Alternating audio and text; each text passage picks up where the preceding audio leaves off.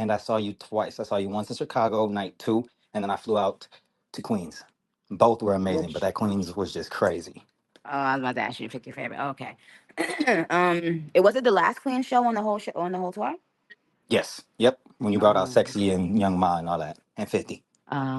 yeah, that was a difficult show for me because after the show, and I probably shouldn't have met with like my meet and greet people because it wasn't like Hmm. paid meet and greets. It was just like how we was doing like winter meet and Oh, greets. believe me, I know. Um, I was trying to pay. I was trying to. I was like, "Who I gotta pay to meet her tonight?" But I it didn't know work we out. wasn't Wish doing it no would played paid out. meet and greets. Once I got sick, like I was like, no, I'm not gonna Yeah. do any paid meet and greets. So I was just like doing it as they come if I felt like it, for free. But one of the barbs from the UK, as soon as I came off stage, because normally I would have come off stage right away and like gotten myself together to like just in general, even if I didn't have a meet and greet. Hmm. But because we was in our hometown, of course, it was mad people there, like whatever.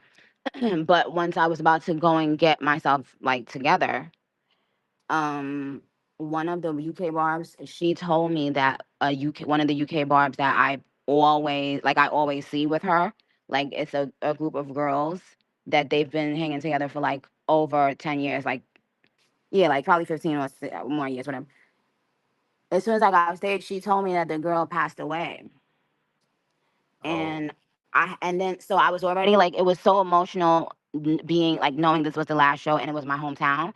So then there was another layer of heavy emotion finding yeah. out someone that I know by face, like literally, like if I were to see her in the street I would recognize her. I have a bunch of pictures with them. And if I could And ask you, then Nikki, does that type of thing does that affect you when you're close to a fan? Does that news hit home for you, or any of type of sad news? Like course, when you, yeah, I of figured. I course. mean, I already kind of knew the answer to that just based on who you are, but yeah.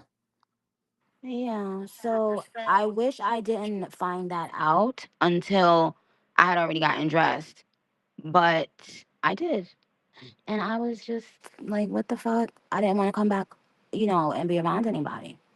So it was this very weird feeling and situation because I was supposed to be in a celebratory mood and feeling a sense of relief. And instead, I was feeling a sense of sadness. Yeah, that's completely And valid. so it was interesting. But while I was on that stage, I had the most beautiful time. You put on a show. Thank you. Well, both nights that I seen you, but yeah, you could. There was just something different in that hometown air. You could just tell you had a different glow. Something odd that happened on my last show, right? And I'm gonna leave you guys with this.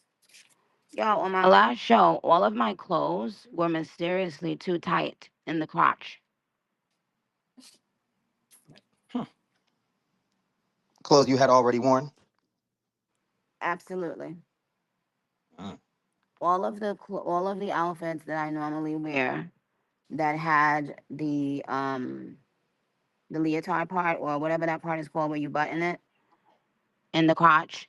Um, all of those were mysteriously made extremely like way smaller than they had been throughout the entire tour.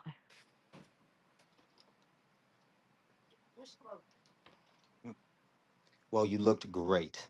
And before I go, just because I don't know when I'll Thank you, have this Kids Easy. spot, He knew how to pivot. I forgot he was on here.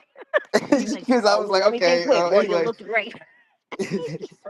You are so smart. um, I just want to say, while I do have you, I am very thankful that I found your music. You have been a very, very driving force in my life, and for millions of people. I probably speak for. I know that I speak for millions when I say that. And despite all of the constant, whether they admit it or not, the constant attacks that they have put on your character and who you are, I know that God has a much bigger plan for you, and I'm very, very proud of you, and very honored to have this conversation with you.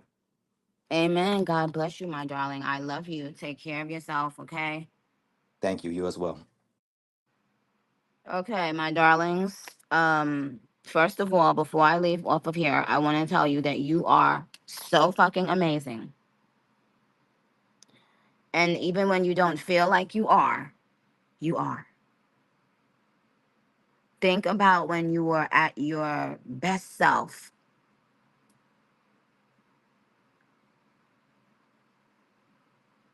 That's who you are. That is who you are.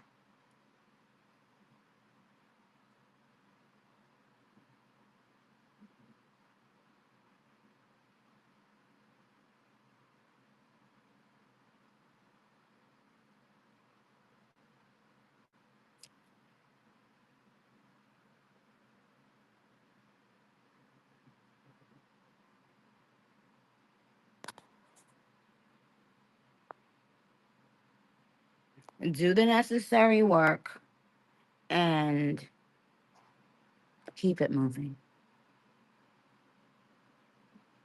Do the work. Not for anybody else, but for yourself. Trust God. Because it's no, it's no telling who else you could trust. So do that. Talk to him.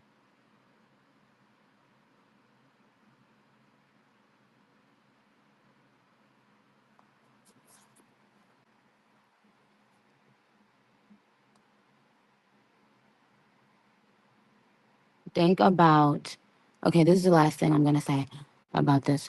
Think about what you, think about the way you see yourself.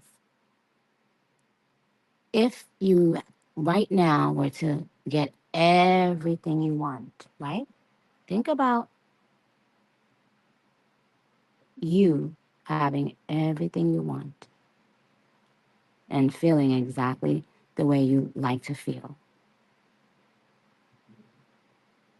And everyone around you is acting the way you'd like them to act.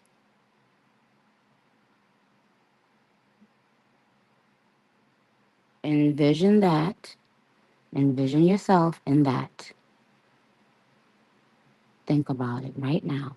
Envision yourself in that world.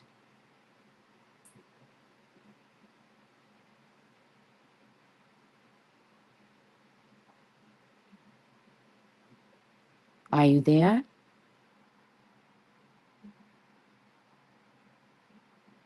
Are you there?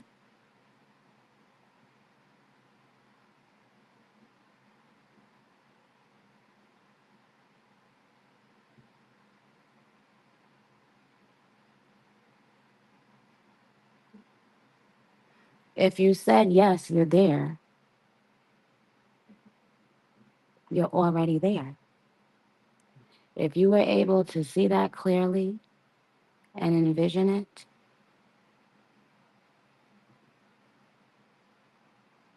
you're there.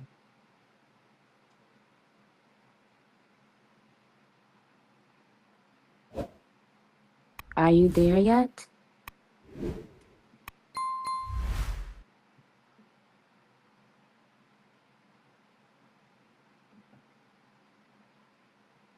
Always gotta be somebody to get on my motherfucking nerves, Junie, Bobby, or whatever your name is, putting a question mark. Anyway, once you are there, don't look back.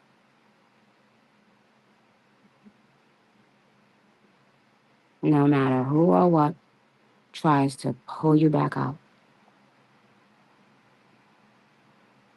they can't.